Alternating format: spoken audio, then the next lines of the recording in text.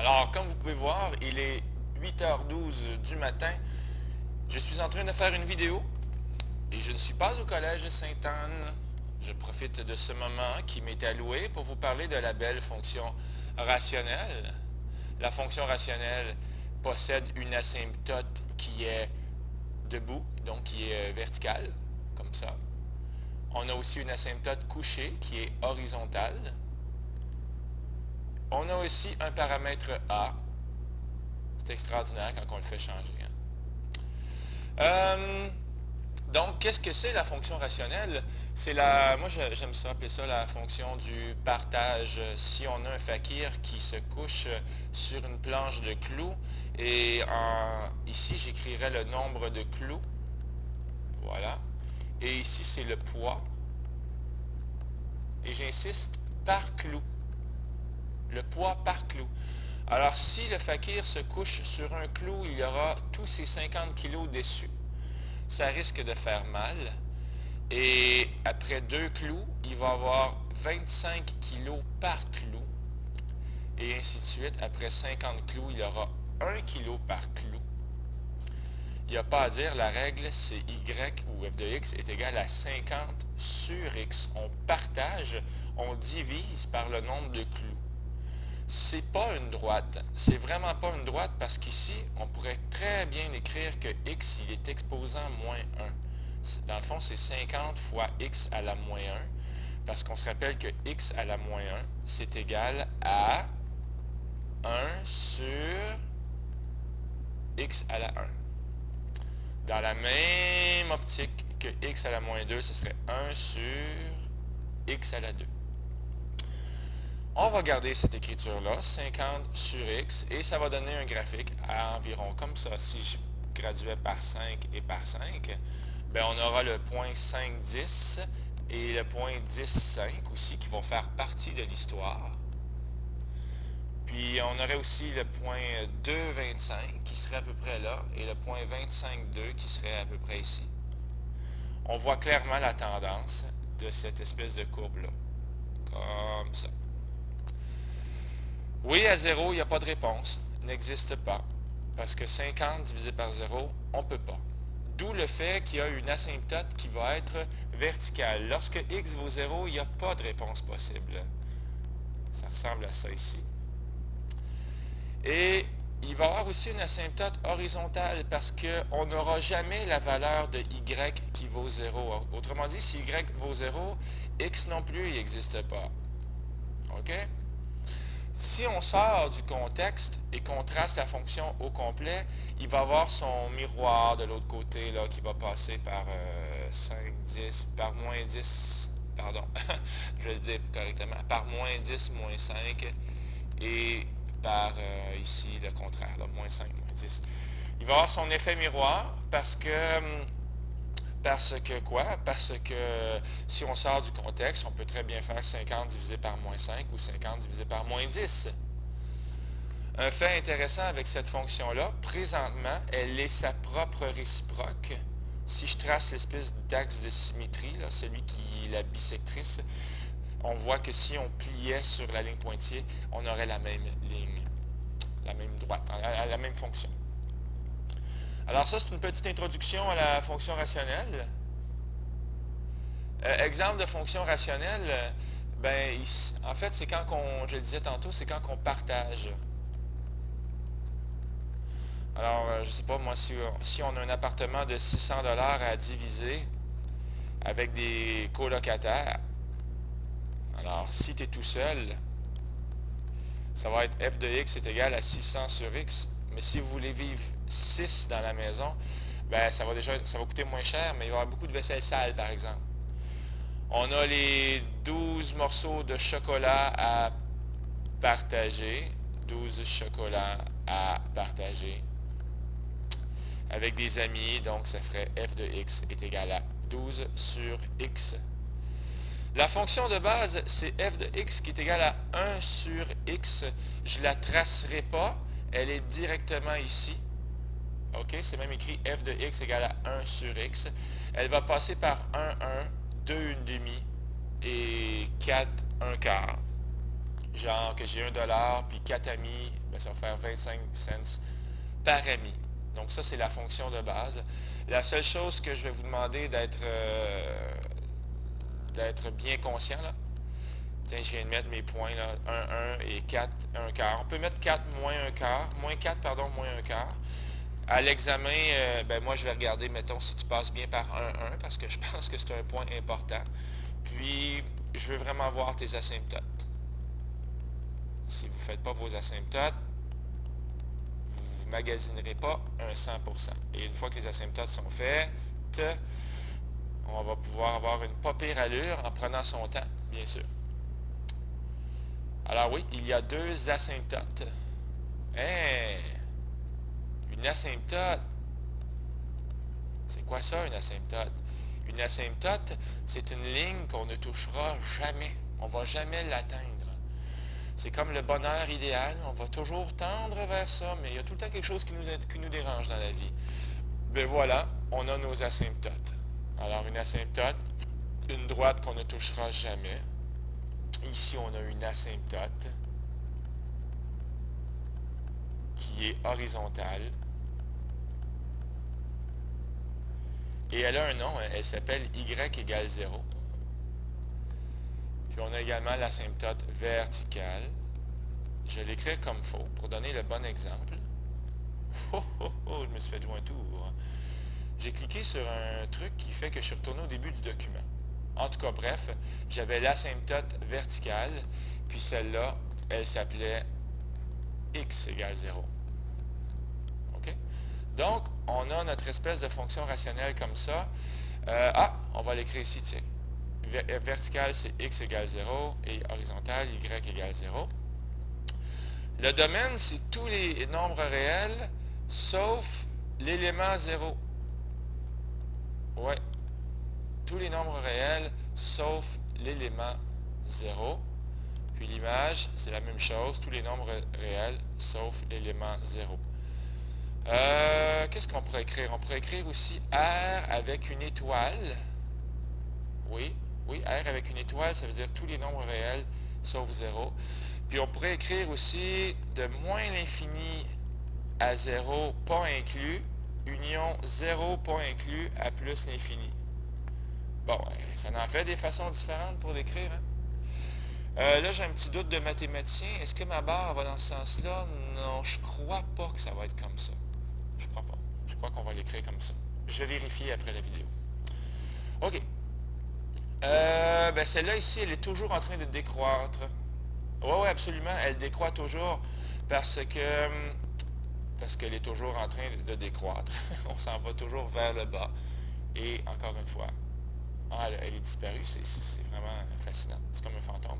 Et on s'en va encore vers le bas. Donc, on est toujours décroissante. Puis, on n'est jamais croissant. OK? Alors, je ne sais pas qu'est-ce que je venais d'écrire, mais croissante, c'est jamais. Puis, décroissante, ouais, je pense que je m'étais trompé. Hein? Décroissante, elle va toujours vers le bas. Donc, c'est R étoilé. Bon, on voit le genre un peu. J'espère. Qu'est-ce qui donne naissance à une asymptote verticale? On va voir ça. Alors, je vais aller sur GeoGebra et je vais lui demander de faire 1 sur x plus 2. Et vous allez voir ce que ça va donner. Comme ça. Et là, c'est même écrit ici 1 sur x plus 2. On a notre asymptote verticale, mais elle a bougé. Elle a bougé, savez-vous pourquoi? Lorsque x vaut moins 2, on dirait qu'on peut pas faire 1 divisé par moins 2 plus 2, parce que moins 2 plus 2, ça va donner 0. Alors, on va essayer de mettre ça clairement ici. Toi, disparaît. OK.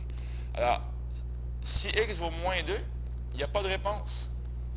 Il va y avoir des réponses lorsque x vaut moins 1, lorsque x vaut moins 3, mais il n'y aura pas de réponse lorsque x vaut moins 2. Lorsque x vaut moins 1, ça va faire 1, parce que moins 1 plus 2, ça fait 1, et 1 divisé par 1, ça fait 1. Ici, ça va faire moins 3. Donc, graphiquement, ce que vous devez faire, c'est un truc comme ça. Une asymptote. Puis, alors, lorsque x vaut moins 1, y vaut 1, ce qui va donner ici. Parce que votre asymptote, elle est à la position x vaut moins 2. Ici, c'est x vaut moins 2. Ici, c'est x vaut moins 1. Et lorsque x vaut moins 3, on est à moins 1. OK. Alors, ça va faire un look comme ça, là. Il n'est pas très beau, là, mais en tout cas, l'asymptote, c'est x égale moins 2. C'est le x interdit. Alors, qu'est-ce qui donne l'asymptote verticale? C'est la division par 0. Absolument, parce que lorsque x vaut moins 2 plus 2, ça fait 0. Ici, là, c'est quoi le x interdit? Le x qu'on ne peut pas prendre, c'est 3. Parce que 2 fois 3, ça fait 6, et moins 6, ça fait 0. Donc, je suis prêt à gager ma chemise, et bien autre chose encore, qu'à la position x égale 3, hop là, prise 2, qu'à la position x égale 3, on ne pourra pas mettre de valeurs y qui vont être associées. Bonjour les amis, on peut faire un peu d'algèbre. Hein? Ça fait 2 fois 2x moins 3.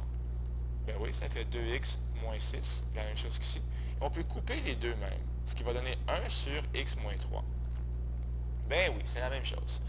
Alors, ça va encore donner cette espèce de look-là. À date, j'ai parlé des asymptotes qui sont verticales, mais on n'oubliera pas que dans chacun de ces exemples-là, il y a aussi une asymptote qui va être horizontale, qu'on ne peut pas toucher. À l'examen, là, faites pas des flèches, là, hein. Faites pas, dessinez pas le petit bout, là, ça c'est pas bon. Tiens, je vais prendre un crayon rouge. Ça, là, les petits bouts, là, c'est juste parce que c'est la plus belle flèche que j'ai trouvé à faire. Hein. Mais l'asymptote, elle est tout simplement en pointillé. OK? La dernière, on ne va pas trop l'explorer, mais le x interdit, c'est carrément 3. OK? Si x vaut 3, c'est certain que 3 moins 3, ça fait 0 au dénominateur. OK?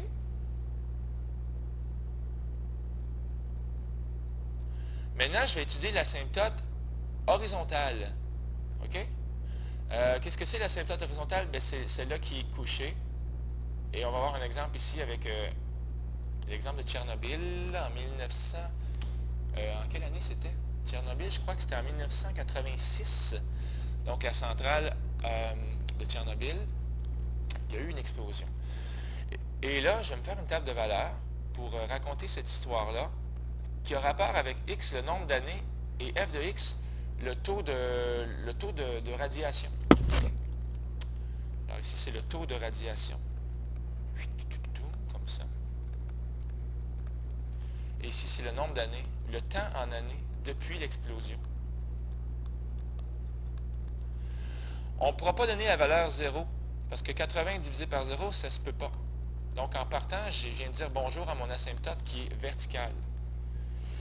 Il n'est pas très bien placé, par exemple, mon asymptote vertical. Est-ce que je peux la bouger? Non. C'est pas ça que je veux. On va essayer d'en faire une plus belle. Prise 2. Alors, pour avoir une asymptote comme ça, ici. C'est dommage, ma table de valeurs, elle est disparue. X et f de x. Alors, tiens, ici, c'est le temps en années depuis l'explosion. Puis le taux de variation ici. De variation, non. Le taux de radiation. Le taux de radiation, c'est quoi? C'est la radiation finale divisée par la radiation initiale, avant l'explosion. OK? Je vais y revenir, ça ne sera pas très long.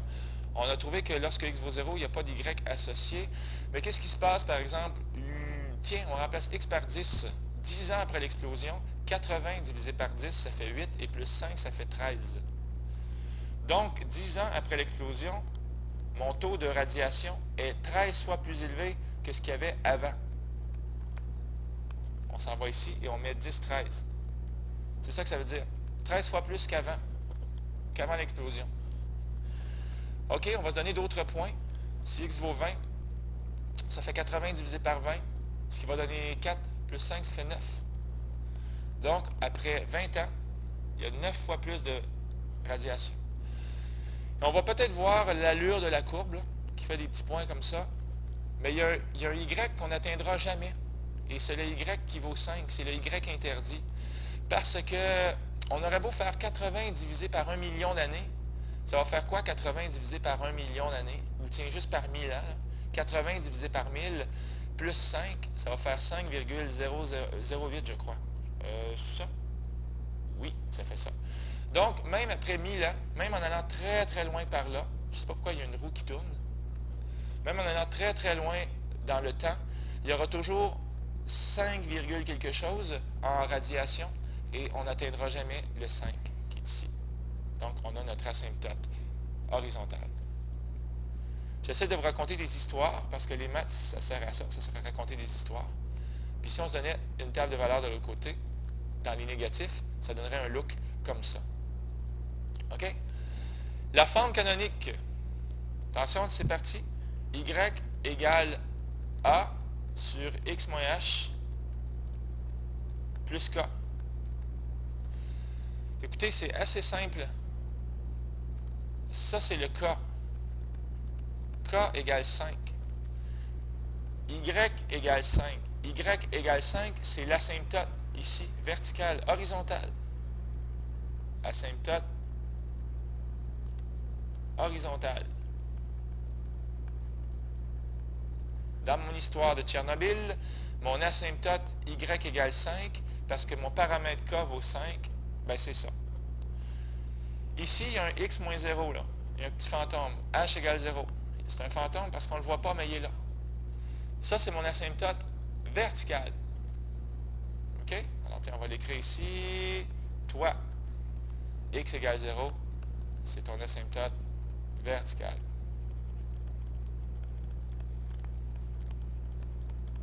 Comme ça. Alors, une fois qu'on a ça, l'asymptote verticale et horizontale, on a beaucoup d'informations. En fait, ce qui va être le plus important quand on va les tracer, c'est d'avoir nos deux asymptotes. C'est toujours intelligent, les amis, de dessiner vos asymptotes avant de faire le graphique. Oui, mais monsieur Allard, ça, c'est pas la forme canonique. Convertir sous forme canonique. Regardez bien ça. 4x plus 2. Mais au lieu de diviser par 2x moins 2, je l'écris comme ça. Et là, tout ce que j'ai à me demander, c'est ceci. Qu'est-ce que je dois mettre ici en multipliant par 2x pour avoir 4x? C'est le même principe d'une division ordinaire. Autrement dit, je vais diviser. Ce que je suis en train de faire, c'est de diviser. Mais la réponse, c'est 2. 2 fois 2x, ça fait 4x. Et 2 fois moins 2, ça fait moins 4. Mais qu'est-ce qu'on fait quand on a appris à diviser au primaire et au secondaire? On soustrait, on enlève ce qui est là. Mettez donc une parenthèse. 4x moins 4x, il n'en reste plus. 2 moins 4, ça fait 6. Finalement, la réponse, c'est quoi? C'est 2 reste 6. Ouais. Ça, là, vous pourriez écrire que c'est 2 reste 6. Mais c'est pas ça qu'on va écrire. On va écrire 2 et... Puis le 6, c'est un reste. Ça veut dire qu'il n'a pas été divisé. S'il n'a pas été divisé, je remets le dénominateur 2x moins 2. Ça fait 2 plus 6 sur 2x moins 2. Mais pour l'écrire dans le bon ordre, en fait, avez-vous vu là, ça? C'est comme le plus K, là. C'est comme le plus 5 de tantôt. C'est lui ici. On va donc écrire 6 sur 2x moins 2 plus K. C'est ça, plus K. Quel rire foudroyant. On va écrire plus 2. Bon, encore des dégâts. C'est fatigant, ça. OK. C'est pas drôle, hein? C'est pas drôle. J'ai donc fait 4x plus 2 divisé par 2x moins 2. Ça rentre deux fois. Ça fait 4x moins 4. Je ne sais pas pourquoi ça l'apparaît. C'est franchement emmerdant. Il reste un 6. Et là, on a donc ceci. On a donc 6 sur 2x moins 2 plus 2. Ce qui serait très très bien, on n'est pas encore sous la forme canonique, parce que la forme canonique, c'est A sur x moins h plus k. Le x est seul, et ici, il est accompagné. OK. Donc, on va faire ceci. Ça va faire 6 sur 2 fois x moins 1 plus 2. Et finalement, 6 divisé par 2, ça fait 3 sur x moins 1 plus 2. Qui l'aurait cru? Ça, c'est la même affaire que ça. Mais là, on voit clairement les asymptotes. L'asymptote horizontale, le y qu'on n'atteindra jamais, c'est 2. Donc, y égale 2. Puis l'asymptote verticale, le x interdit, c'est 1. Parce que si jamais x valait 1 moins 1, on divise par 0.